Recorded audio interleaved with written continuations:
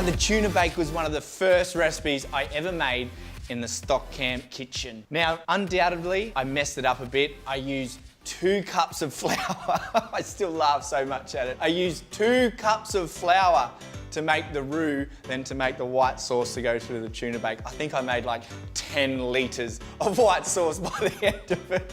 It was probably one of my biggest kitchen fails to date. I've obviously refined it a bit, and I'm going to add some spices to sort of take it to that next level. We don't want that plain old tuna bake. We want something a little bit different and a little bit exciting. So first things first, we're gonna get it all into the oven in the time it takes to cook pasta. So get that started. Boiling pot of water there, really important with pasta. Salt. 2 to 3 teaspoons at least in a big pot of boiling water, and a packet of pasta. Now, pasta in this recipe is, I find, your personal preference. You want something that scoops up that delicious white sauce when you mix it all together. So you're gonna get crispy, crunchy pasta, creamy white sauce, and lovely chunks of tuna. I've seen it cooked with spaghetti, I've seen it cooked with linguine, macaroni, and I'm using a lovely penne here, so it's personal preference. Into the pot of boiling water that goes. Now, this pasta takes 10 minutes to al dente, so I'm gonna take it out at 9. Let that tick away. Now it's time to start this white sauce. And we have a good knob, about 40 grams of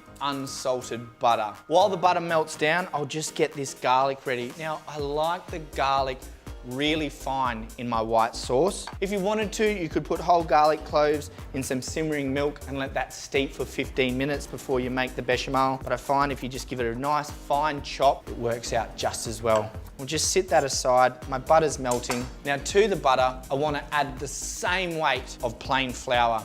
So if you're doing 10 grams of butter, 10 grams of flour, 30 grams, you get the gist. So I want about 40 grams. It's gonna be around 2 tablespoons. Now, we don't want to put any color on this roux. There's certain times when I like a nice, deep brown, golden roux, but this one, I just like to have a nice white roux. So keep the heat down low now, turn it right down low, and just with a wooden spoon, we'll keep moving this around until we cook off that raw flavor from the flour.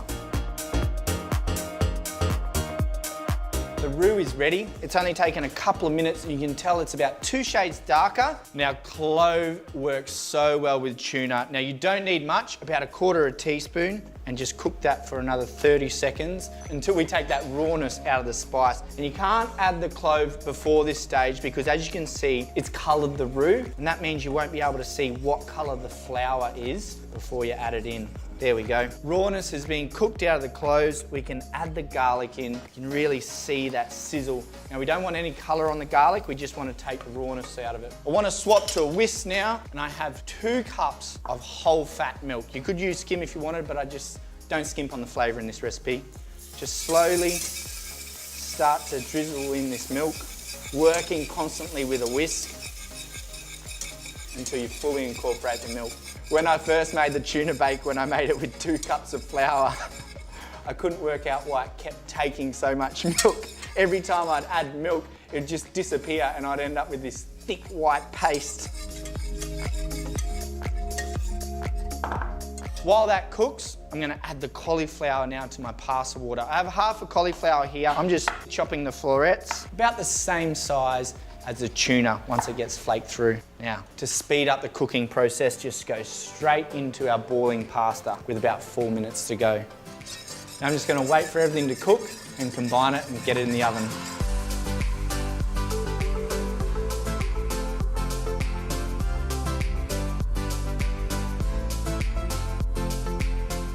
The roux is ready. I don't want it to thicken up too much because I want a nice sauce consistency to go over my cooked pasta and cauliflower.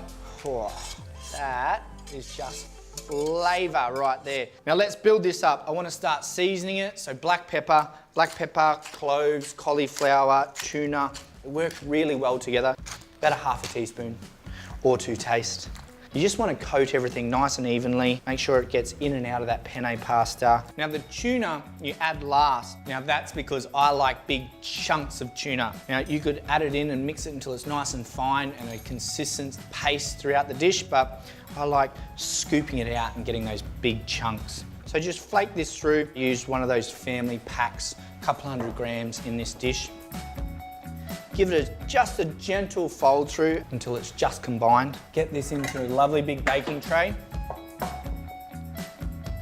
Don't be afraid to use tinned tuna. I think over the years we've sort of demonized it, but it's a great nutritional, accessible ingredient to put in any meal. Mozzarella, about half a cup to a cup or to taste. Now I love melty cheese on top of my tuna bakes, pasta bakes, whatever it may be. Parmesan cheese, now Parmesan gives it that lovely sharp flavor. Just a sprinkle of sweet paprika. And as the cheese melts, that will spread over the whole dish and permeate through the sauce. And don't worry about the rawness of the spice, because they'll cook off in my hot oven at 220 degrees for about 15 minutes and it's ready to serve.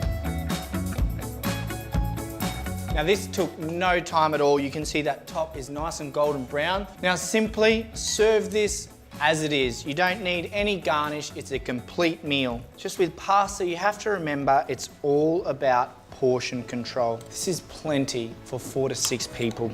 Look at that steam coming off. Take this out to the table, plonk it in the middle, and just enjoy a really simple, tasty meal. We've already pimped it up a little bit with that gorgeous spice mix with ground cloves and sweet paprika. Just added that point of difference to a dish we all know and love.